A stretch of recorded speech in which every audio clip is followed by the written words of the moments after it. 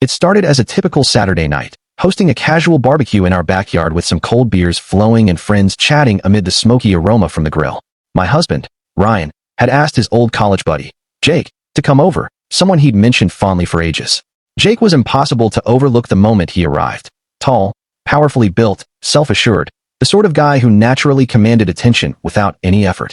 He had a great sense of humor, and you could see how everyone gravitated toward him whenever he opened his mouth. I kept telling myself I wasn't drawn to him in that way, yet I certainly registered his presence. That evening, a single offhand remark almost wrecked everything between Ryan and me. Jake was going on about his recent gains at the gym, grinning while he showed off his arms to the group. "You're turning into a giant, dude," another friend ribbed, and Jake just chuckled and shrugged. Something snapped in me, perhaps the drinks or the relaxed vibe, but I suddenly piped up. "Yeah, no wonder they nicknamed him Huge Jake." The whole crowd erupted in amusement. Ryan gave a brief grin, but I caught how his fingers gripped his bottle a little harder. One of the guys poked fun at him, asking, "Feeling threatened?" Instead of dropping it, I foolishly piled on. Seriously, next to Jake, pretty much every other guy seems tiny. The chuckles that came after sounded forced and uneasy. I noticed Ryan's jaw locked tight, yet I pretended everything was fine and carried on. From then on, the evening turned awkward. Ryan grew strangely silent. In the car ride back, he stayed completely mute.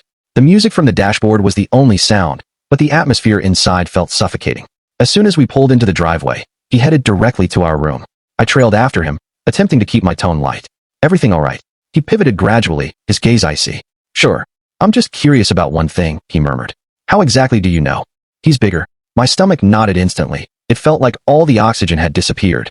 "What?" I stuttered, letting out an uneasy chuckle. "Ryan, that was only a silly comment." He remained unsmiling, simply holding my stare. "No," he replied deliberately. "You phrased it as though you were certain. So tell me, how are you certain?" My throat turned parched. I attempted to brush it off as merely a common nickname that gets tossed around, but my explanation rang hollow even to my own ears. His expression stayed hard. He never raised his voice. Somehow that quiet intensity stung far more. He appeared wounded, nearly devastated. He dragged his fingers through his hair and began walking back and forth.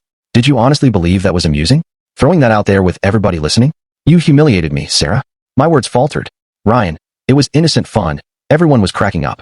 He met my eyes then, and the pain reflected there churned my insides. "Right," he whispered. "Everyone except the man you married."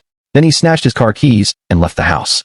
I remained frozen in place, pulse pounding, staring at the shutting door and suddenly grasping that I'd harmed something I hadn't realized could break so easily. That night dragged on forever.